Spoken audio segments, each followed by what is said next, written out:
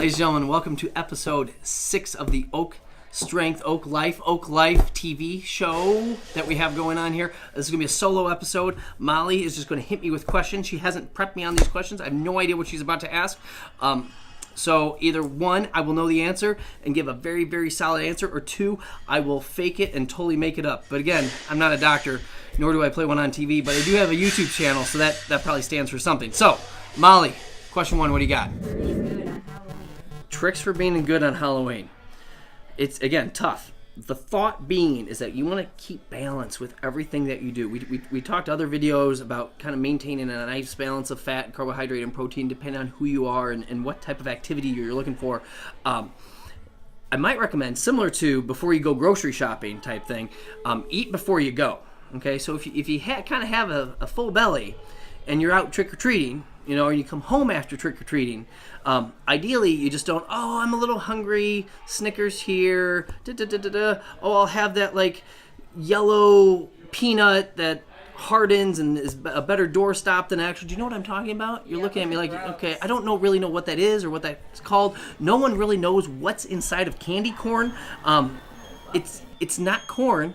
I guess it is candy. I'm really not sure. It's a little plasticky. Yeah, it's like wax. It's very interesting. I don't know. Is what it is. But yeah, I think that'd be the thing. You go out full, and if you're full and in balance with stuff, then it's easier not to get crazy with the candy. What is the healthiest Halloween candy to steal from your kids? What is the healthiest Halloween candy to steal from your kids? Which totally makes financial sense because you don't want to go out and buy your own Halloween candy, even though it is dirt cheap. But really, that's money you don't have to spend. There's no good answer to this. I don't know. There's the whole thought within Halloween and just giving out candy blows my mind because it's, as a kid, you're thinking to yourself, you know, I like candy, I enjoy candy, and then you hear the idea of Halloween and you're like, who's giving out candy? Everyone that we know is just giving out candy? How can I become a part? How can I do this? I would like to participate. I can wear that. And then you just go with it. Sorry, that's from Seinfeld. I can't take really credit for any of that. Here's the thought with eating Halloween candy. Eating Halloween candy is not a terrible thing. You just kind of have to monitor exactly like how much you do. So really whatever little indulgent that you want to, you know, dive into is probably fine as long as you don't overdo it. So if you just take little bitty pieces, you know, and just say, hey, I'm going to have one little thing after dinner tonight, and just kind of budget appropriately, that is good. As opposed to be like, I'm going to have 25 fun-sized Snickers because it's fun, and you can never have too much fun. And actually, with the fun-sized Snickers, you probably can. But just to limit it and to be smart about it. Like, you don't want to overdo it. And I don't really think there's a magical one. There really, I don't know if I'm breaking news here, but really no Halloween candy is very good.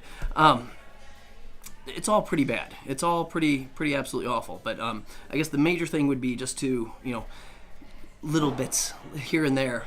And honestly, I don't. Is it that good to steal from your kids? Do you feel good when you steal from your kids? Maybe a little. Next question. If you know you're going to eat some candy, how should you budget your calories? How should you move some things around? Because you know that, hey, I might have a Snickers or a Three Musketeer. I would probably budget the carbs. Okay, if you know you're going to have, you know, a Three Musketeers, you know, that's high in the carbohydrate, high in the sugar, I might back off on the fruit a little bit, more on like maybe the starchy carb, the potato, sweet potato, stuff like that. Go higher with not higher, but, you know, make sure the fat and the protein are there. Again, make sure that you have some balance, and, you know, if you have a little candy bar, the world won't end.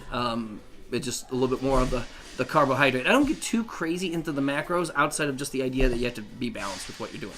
That's a good question. Did you just think of that now? Yeah. Wow. Yeah. What else you got? Children with way too much candy. Okay, so this is the teacher coming out at me. Get rid of it somehow. Hide it on them. I don't know what you need to do. My kids are young enough where we hide on them. They have no idea. We throw it out and they don't know.